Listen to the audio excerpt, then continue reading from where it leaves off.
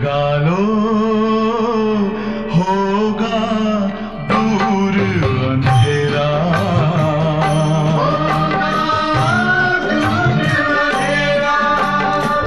शिव का कर लो ध्यान, आ रहा पावन पुण्य सवेरा।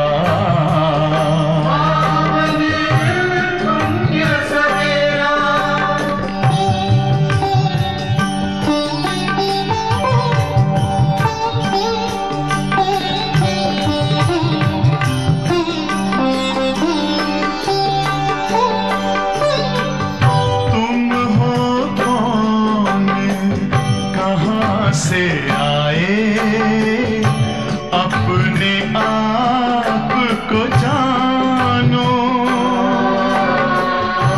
राजयोग के द्वारा अपना परम पिता पहचानो। इसी राजपथ पर चलकर पालो अपना बसेरा।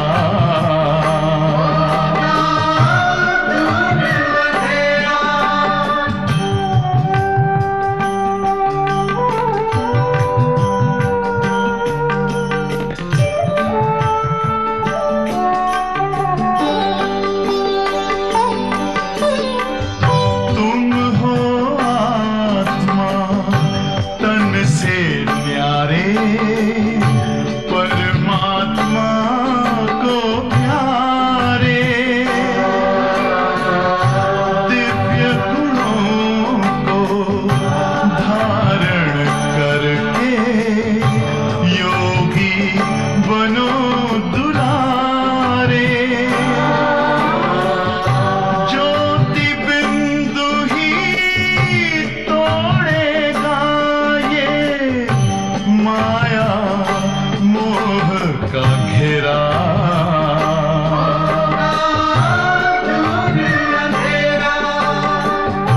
अंतर मन में ज्योति जगा लो, होगा दूर अंधेरा।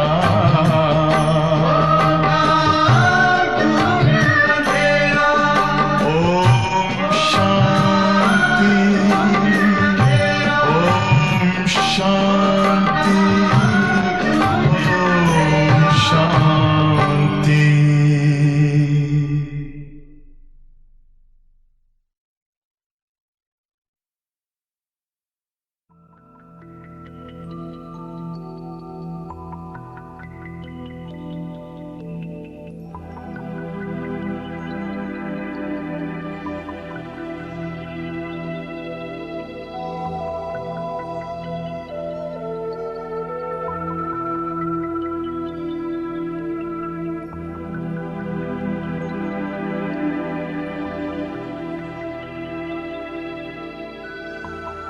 शांति। Good morning. आज पापा की 7 तारीख के महावाक्य हैं। बाबा समझाते हैं ये ड्रामा बड़ा वंडरफुल है। और क्यों वंडरफुल है? क्योंकि यह अविनाशी है और इस ड्रामा में हर आत्मा का अपना अपना पार्ट फिक्स है, कुछ भी चेंज नहीं हो सकता। जो सीन है वह हूबहू फिर से रिपीट होनी है। इसलिए आज पापा कहते हैं इस वंडरफुल ड्रामा को देखो और जो सामने आता है उस सीन को स्वीकार करके निश्चिंत रहो। ठीक है। दूसरा आज पापा समझाते हैं कि ये ड्रामा अविनाशी तो है लेकिन परिवर्तनशील भी है। इसका परिवर्तन निश्चित है कि दुख के बाद सुख, रात के बाद दिन, नया सवेरा फिर से आना है। लेकिन ये जो संसार का खेल दिख रहा है, तमो प्रधानता, दुख, भ्रष्टाचार, इसका विनाश निश्चित है। अभी इसके विनाश की निशानियाँ दिखाई भी दे रही हैं। तो बाबा कहते दुनिया समझती हैं अर्जुन तो ये दुनिया 40,000 वर्ष और चलनी है, लेकिन बाबा कहते हैं संसार का सीन तो देखो, ये समाप्ति की ओर है। तो समाप्ति की ओर है तो उसकी निशानियाँ क्या है? तो आज बाबा समझाते हैं कि समाप्ति की निशानियाँ जो हमें इन आँखों से दिखाई दे रही हैं, और इन निशानियों से हर कोई समझता है कि ये संसार परिवर्तन की ओर है ना। तो सुनेंगे बाबा की 7 तारीख के महावाक्य। मीठे बच्चे, यह अनादि अविनाशी बना बनाया ड्रामा है। यह अनादि अविनाशी बना बनाया ड्रामा है। इसमें जो सीन पास हुई, इसमें जो सीन पास हुई वह फिर कल्प के बाद रिपीट होगी। वह फिर कल्प के बाद रिपीट होगी। इसलिए सदा निश्चिंत रहो। इसलिए सदा निश्चिंत रहो। प्रश्न है, यह दुनिया अपनी तमो प्रधान स्टेज पर पहुंच गई है। यह दुनिया अपनी तमो प्रधान स्टेज पर पहुंच गई है।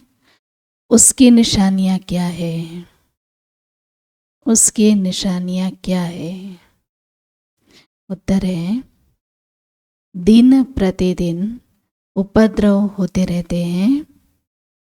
दिन प्रतिदिन उपद्रव होते रहते हैं। कितनी घमसान हो रही है, कितनी घमसान हो रही है। चोर कैसे मारपीट कर लूट कर ले जाते हैं। चोर कैसे मारपीट कर लूट ले जाते हैं। बिना मौसम बरसात पड़ती रहती है। बिना मौसम बरसात पड़ती रहती है। कितना नुकसान हो जाता है। तो यह सब तमो प्रधानता के चिन्ह है। यह सब तमो प्रधानता के चिन्ह है। तमो प्रधान प्रकृति दुख देती रहती है। तमो प्रधान प्रकृति दुख देती रहती है। तो तुम बच्चे ड्रामा की राज को जानते हो, इसलिए कहते हो नथिंग न्यू। ये सारे सीन हमने 5,000 वर्ष पहले भी देखा है और हर कल्प देखते हैं, आगे भी देखना है। इसलिए बाबा कहते तुम्हारे लिए कोई नई सीन नहीं है। ओम शांति। अभी तुम बच्चों पर ज्ञान की वर्षा हो रही है। तुम हो संगम युगी, बाकी जो भी मनुष्य हैं वह सब है कलयुगी। इस समय दुनिया में अनेक मतांतर है। तुम बच्चों की है एक मत, जो एक मत भगवान की ही मिलती है। वो लोग भक्ति मार्ग में जप तप तीर्थ आदि जो कुछ करते हैं वह समझते हैं कि ये सब रास्ते भगवान से मिलने के हैं। कहते हैं भक्ति के बाद ही भगवान मिलेगा, परंतु उन्हों को यह पता नहीं है कि भक्ति कब शुरू होती है और ये भक्ति कब तक चलती है। सिर्फ कह देते भक्ति से भगवान मिलेगा, इसलिए अनेक प्रकार की भक्ति करते आए। ये भी खुद समझते हैं कि परंपरा से हम भक्ति करते आए। परंपरा से माना सतयुग आदि से हम भक्ति करते आए। एक दिन भगवान जरूर मिलेगा, कोई न कोई रूप में भगवान जरूर आएगा। अच्छा, आके क्या करेंगे? तो जरूर सदगति करेंगे, क्योंकि वह है ही सर्व का सदगति दाता। भगवान कौन है, कब आएगा ये कोई भी नहीं जानते। महिमा बल किस्म किस्म की गाते हैं। कहते हैं भगवान पतित पावन ज्ञान का सागर है, ज्ञान से ही सद्गति होती है। यह जानते हैं कि भगवान निराकार है, जैसे हम आत्मा भी निराकार हैं, पीछे शरीर लेती हैं। हम आत्माएं बाबा के साथ परम धाम में रहने वाली हैं। हम वहाँ की वासी नहीं हैं। कहाँ के निवासी हैं? हाँ, हम यहाँ के वासी नहीं हैं, तो हम कहाँ के निवासी हैं यह भी यथार्थ रीति नहीं बतलाते। ये कहते हैं कि अकेले आए अकेले जाना है, ये भी कहते हैं कि संसार एक मुसाफिर खाना है, ये भी कहते हैं कि संसार में हम मेहमान बन के आए हैं। तो ये दुनिया हमारी नहीं है, क्योंकि मुसाफिर खाना है। हम केवल मुसाफिरी करने आए हैं, हम मेहमान हैं, तो ये हमारा घर नहीं है। तो हम कहाँ से आए हैं ये नहीं जानते हैं। कोई तो समझते हैं कि हम स्वर्ग में चले जाएंगे। अब सीधा स्वर्ग में तो किसी को जाना नहीं है। फिर कह देते हैं हम ज्योति ज्योत में समाएंगे, तो यह भी रॉन्ग है। आत्मा को विनाशी बना देते हैं। ज्योति ज्योत में समाना माना आत्मा का अस्तित्व खत्म। आत्मा निकल कर ज्योत में समा गई माना दोबारा पाठ बजाने नहीं आएगी। लेकिन ऐसा है नहीं। बाबा कहते आत्मा कभी विनाश नहीं पाती, मोक्ष भी हो नहीं सकता।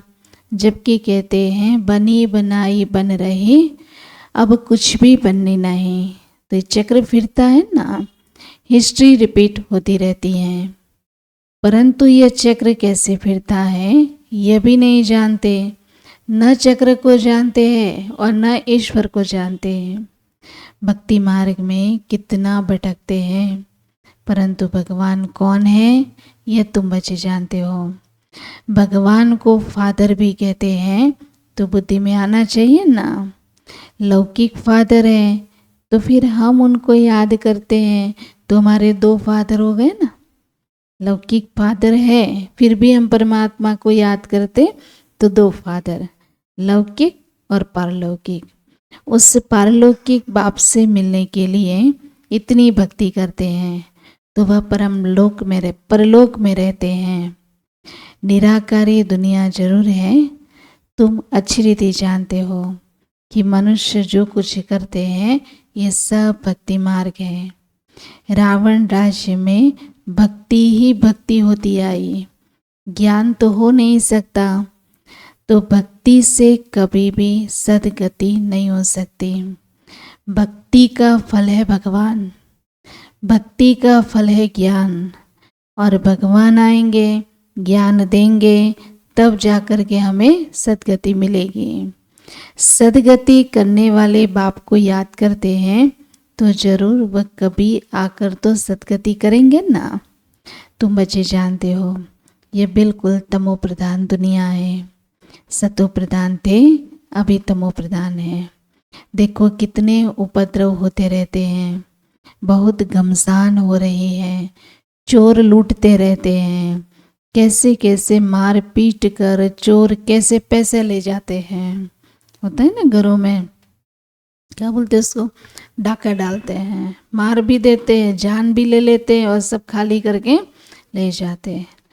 ऐसी ऐसी दवाइयाँ हैं जो सुंघा कर बेहोश भी कर देते हैं। ये रावण का राज्य है। ये बहुत बड़ा बेहद का खेल है। इसको फिरने में 5000 वर्ष लगते हैं। तो खेल भी ड्रामा मिसल है ना, इसे नाटक नहीं कहेंगे। नाटक में तो समझो कि कोई एक्टर बीमार पड़ता है तो अदली बदली कर सकते हैं, इसमें तो वह बात हो नहीं सकती। यहाँ तो बीमार हो तो भी ड्रामा में रोल है। ये तो अनादि ड्रामा है। समझो कोई बीमार हो पड़ता है तो कहेंगे ऐसे बीमार होने का भी उसका ड्रामा में पार्ट है। तो यह अनादि बना बनाया खेल है। और किसी को तुम ड्रामा कहो तो मूंझ जाएंगे। तुम जानते हो यह तो बेहद का ड्रामा है। कल्प के बाद फिर यही एक्टर्स होंगे। जैसे अभी बरसात आदि पड़ती है, कल्प के बाद फिर ऐसे ही बरसात पड़ेगी, यही उपद्रव होंगे। तुम बच्चे जानते हो ज्ञान की बरसात तो सभी पर पड़ नहीं सकती, लेकिन आवाज सभी के कानों तक अवश्य जाएगी कि ज्ञान का सागर भगवान आया हुआ है। परंतु तुम्हारा मुख्य है योग। ज्ञान भी तुम सुनते हो, बाकी बरसात तो सारी दुनिया पर पड़ती है।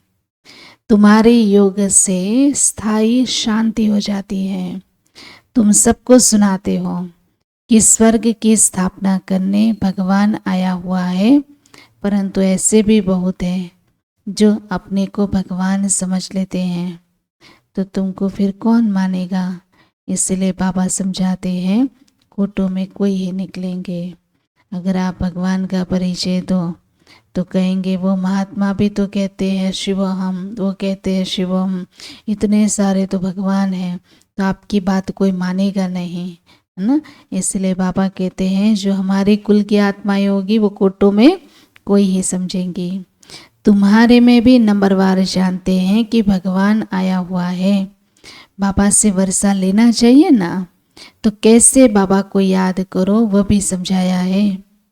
अपने को आत्मा समझो। मनुष्य तो देह अभिमानी बन गए। पापा कहते मैं आता ही तब हूँ जब सभी मनुष्य आत्माएं पतित बन जाती हैं। तुम कितने तमो प्रधान बन गए हो, तो अब मैं आया हूँ तुमको सतो प्रधान बनाने। कल्प पहले भी मैंने तुमको ऐसे ही समझाया था। तुम तमो प्रधान से सतो प्रधान कैसे बनेंगे, तो सिर्फ मुझे याद करो। कल्प पहले भी बाबा ने ऐसे ही समझाया था कि तुम तमो प्रधान से सतो प्रधान कैसे बनो, सिर्फ बाबा को याद करो। मैं आया हूँ तुमको अपना और रचना का परिचय देने। तो उस बाबा को सभी याद करते हैं रावण के राज्य में। आत्मा अपने बाप को याद करती है। तो बाप है अशरीरी बिंदी, उनका नाम भी रखा गया है। तुमको कहते हैं सालिग्राम और बाप को कहते हैं शिव। तुम बच्चों का नाम तो शरीर पर पड़ता है। बाबा तो परम आत्मा है, उनको तो शरीर लेना नहीं है, उसने इनमें प्रवेश किया है। शिव बाबा ने ब्रह्मा में प्रवेश किया है, तो ये ब्रह्मा का तन है, इनको शिव नहीं कहेंगे, है ना। ब्रह्मा बाबा को शिव नहीं कहेंगे। आत्मा नाम तो तुम्हारा है, फिर तुम शरीर में आते हो, तो वह तो परमात्मा है, वह सभी आत्माओं का पिता है। तो सभी के दो बाप हो गए, एक निराकार और एक साकार है। इनको फिर अलौकिक वंडरफुल बाप कहते हैं। ब्रह्मा बाबा को अलौकिक वंडरफुल बाप। कितने ढेर बचे हैं। मनुष्य को ये समझ में नहीं आता कि प्रजापिता ब्रह्मा कुमार कुमारियाँ इतने ढेर है, तो ये क्या है, किस प्रकार का यह धर्म है, ये समझ नहीं सकते। तुम तो जानते हो ना कि ये कुमार कुमारी प्रवृत्ति मार्ग का अक्षर हैं। तो माँ बाप कुमार कुमारी भक्ति मार्ग में तुम याद करते आए, तो माता पिता हम बालक तेरे। तो अभी तुमको माता पिता मिला है, तुमको एडॉप्ट किया है। सतयुग में एडॉप्ट नहीं किया जाता, वहाँ एडॉप्शन का नाम नहीं है, यहाँ फिर भी नाम है। तो वह है हद का बाप और यह फिर है बेहद का बाप। बेहद की एडॉप्शन है। तो ये राज बहुत ही गुह्य समझने के लायक है। तुम लोग पूरी रीति किसी को समझाते नहीं हो।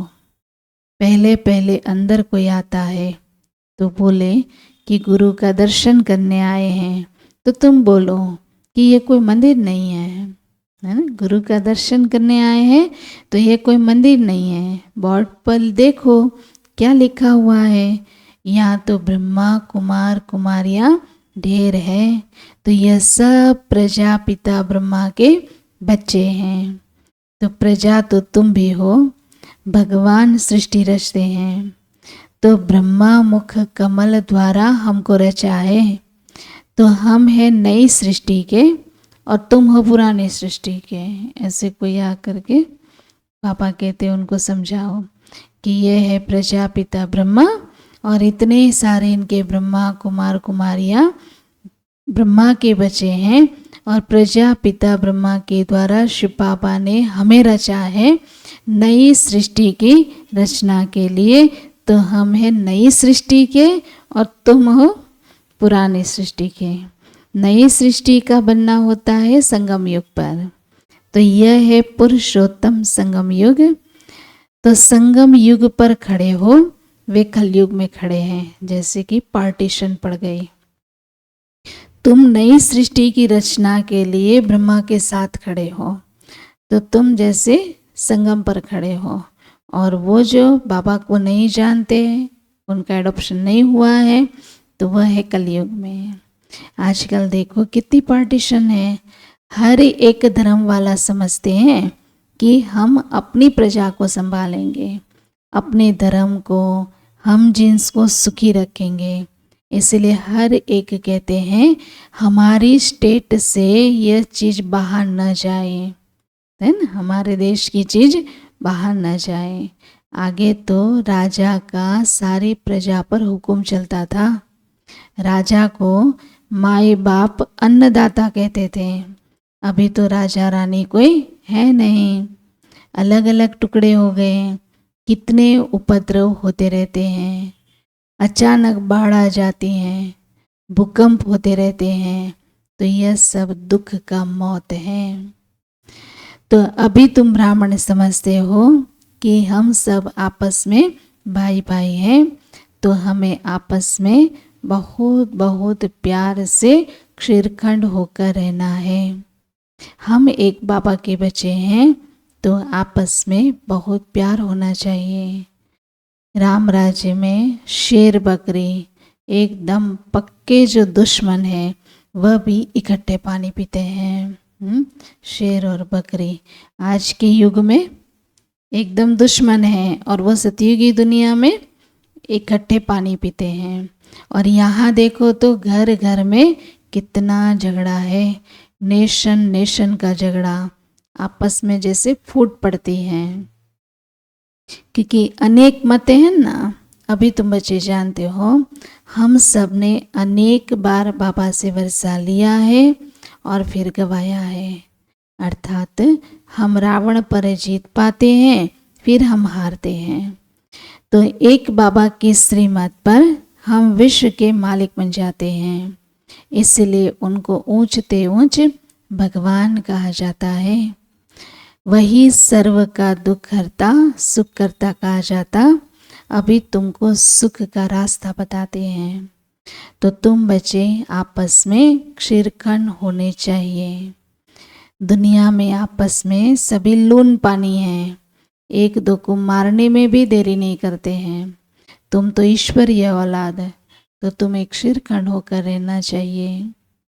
तुम ईश्वरीय संतान, देवताओं से भी ऊंची ठहरे। तो तुम बाबा के कितने मददगार बनते हो, पुरुषोत्तम बनाने के मददगार हो। तो यह दिल में आना चाहिए कि हम पुरुषोत्तम हैं, तो हमारे में वह देवी गुण है। आसुरी गुण है तो वो फिर बाप का बच्चा तो कहला नहीं सकते। इसीलिए सतगुरु का निंदक थोड़ न पाए। तो वह कलियुगी गुरु फिर अपने लिए कहकर मनुष्य को डरा देते हैं। सतगुरु का निंदक थोड़ न पाए, अर्थात सतगुरु की निंदा कराई तो कहीं भी स्थान मिल नहीं सकता। तो वो गुरु महात्माओं ने फिर ये महिमा अपने ऊपर ले ली और फिर अपने शिष्य को, अपने फॉलोअर्स को डराते रहते हैं कि आप मेरी मत पर चलो और हमारी मत पर नहीं चलोगे तो तुम्हारे ये हो जाएगा। बाबा बच्चों को समझाते हैं, सपूत बच्चे वह हैं जो बाबा का नाम वाला करते हैं और क्षीरखंड होकर रहते हैं। बाबा हमेशा कहते हैं क्षीरखंड बनो, लोन पानी हो, आपस में लड़ो झगड़ो नहीं। तुमको यहाँ क्षीरखंड बनना है। आपस में बहुत लव होना चाहिए, क्योंकि तुम ईश्वर की औलाद हो। ईश्वर मोस्ट लवली है, तब तो उनको सब याद करते हैं।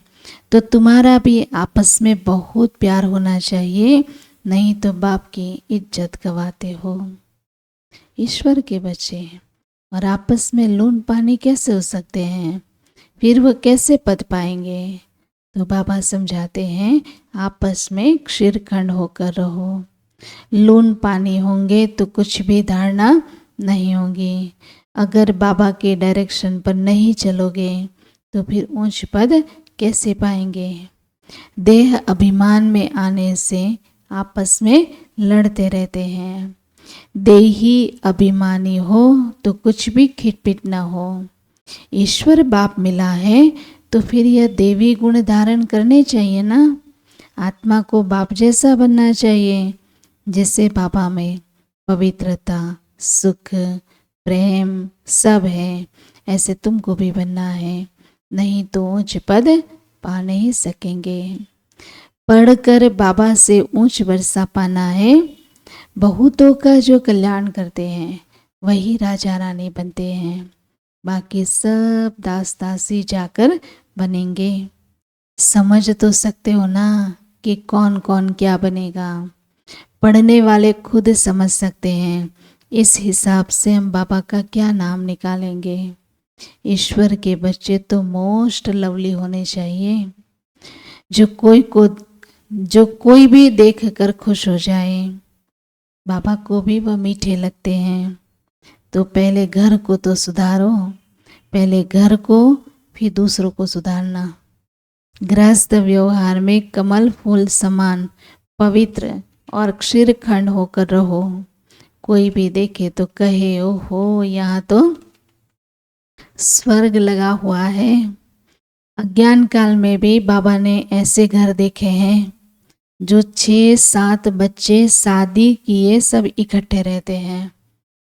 6-7 बहुएं, 6-7 बहुएं एक साथ एक चूल्हे पे खाना बनाती हैं।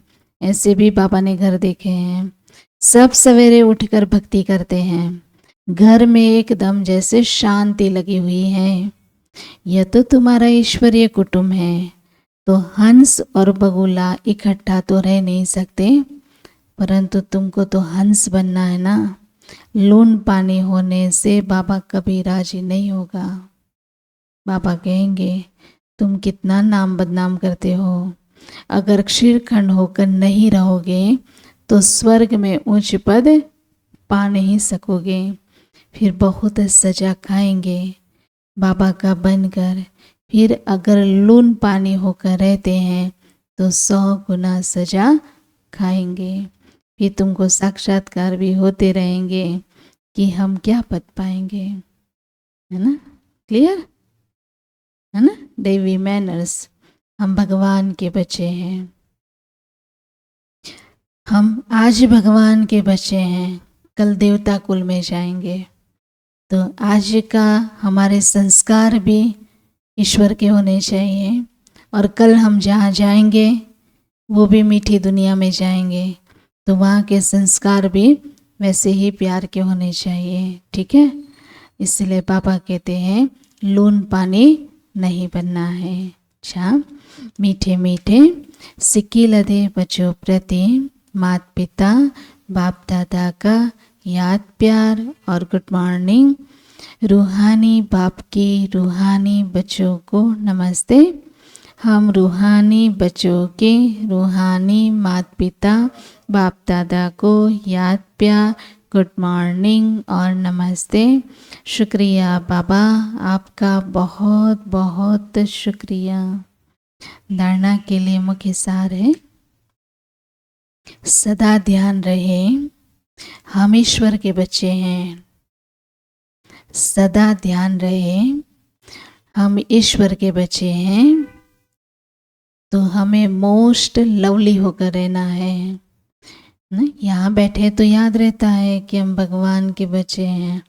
जब तक भगवान की सुन रहे हैं तब तक तो कॉन्शियस है कि हम भगवान के बच्चे हैं। यहाँ बैठे तो बहुत सारे वायदे हैं पापा के साथ, हाँ बाबा ऐसे करेंगे ऐसे करेंगे ऐसे, जब तक ये बरसात हो रही ज्ञान की। फिर जब जाएंगे फील्ड में तो भूल जाएंगे कि हम किसके बच्चे हैं।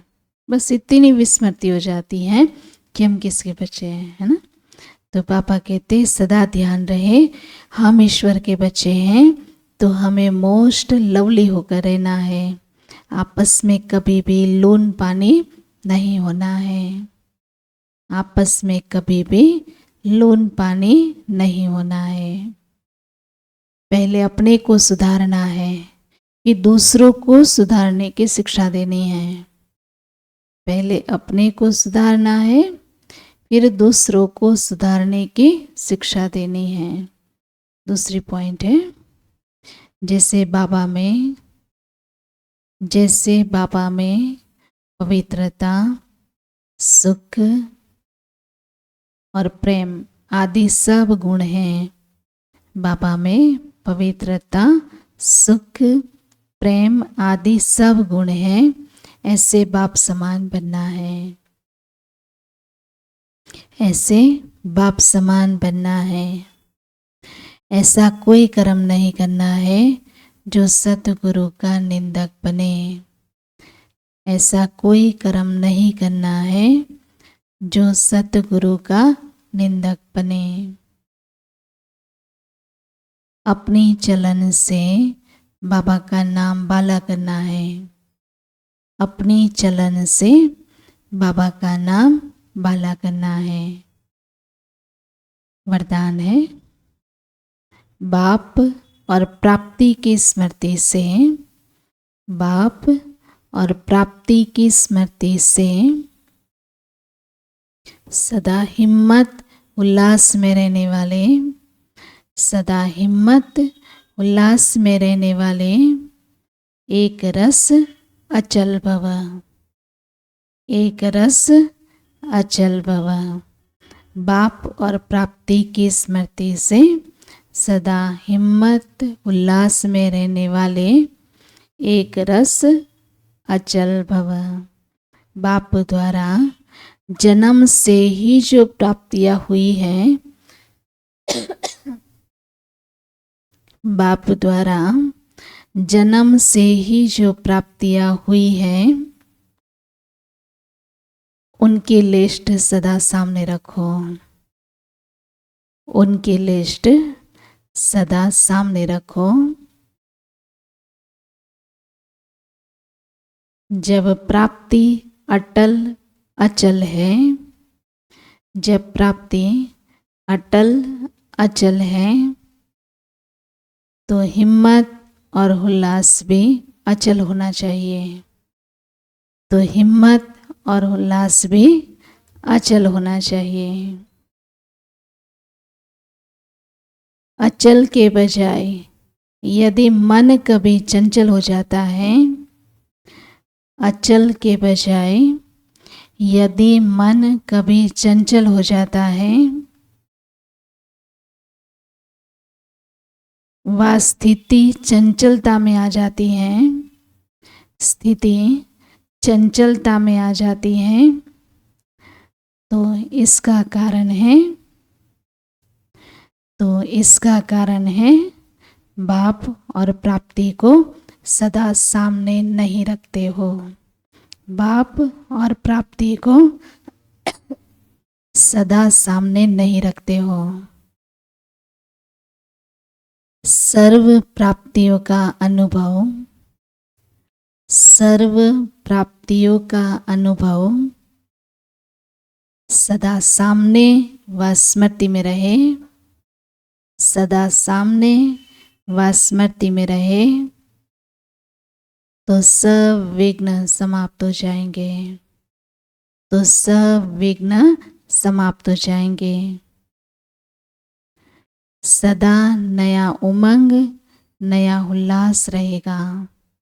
सदा नया उमंग, नया उल्लास रहेगा और स्थिति एक रस अचल रहेगी। स्थिति एक रस अचल रहेगी। बाबा ने कहा बाप द्वारा जन्म से ही जो प्राप्तियां हुई हैं उसकी लिस्ट सदा सामने रखो। है ना, जो भी खजाने, चाहे ज्ञान का, गुणों का, शक्तियों का, वरदानों का, या बाबा से सर्व संबंधों के अनुभवों का, ये खजाने सदा सामने रखो।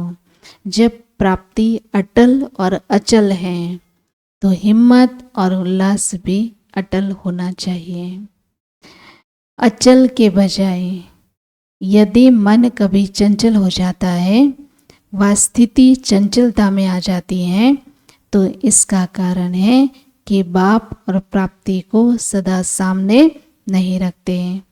सर्व प्राप्तियों का अनुभव सदा सामने व स्मृति में रहे तो सब विघ्न समाप्त हो जाएंगे। सदा नया उमंग, नया उल्लास रहेगा और स्थिति एक रस अचल रहेगी। स्लोगन है, किसी भी प्रकार की सेवा में, किसी भी प्रकार की सेवा में सदा संतुष्ट रहना है, अच्छे मार्क्स लेना है।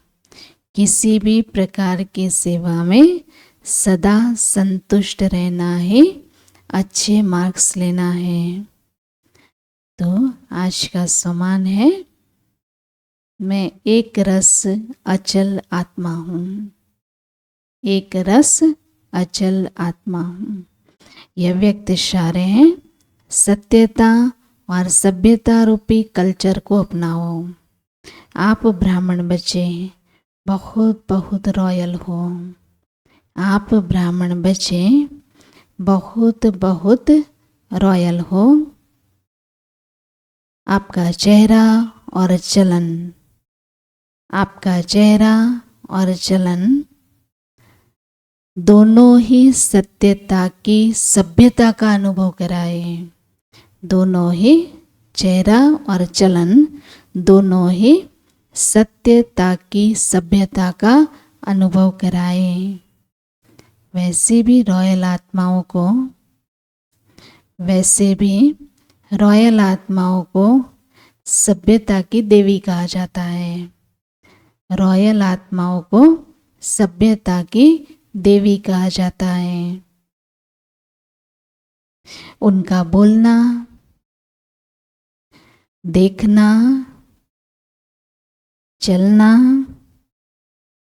खाना, पीना, उठना और बैठना, हर क्रम में सभ्यता।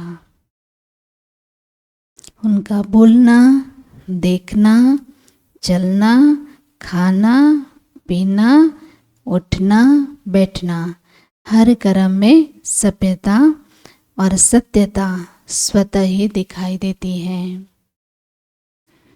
ऐसे नहीं कि मैं तो सत्य को सिद्ध कर रहा हूँ और सभ्यता हो ही नहीं। ऐसे नहीं कि मैं तो सत्य को सिद्ध कर रहा हूँ और सभ्यता हो ही नहीं, तो ये राइट नहीं है। ठीक है, इसीलिए सत्यता को सिद्ध करो सभ्यता पूर्वक, है ना। ओम शांति।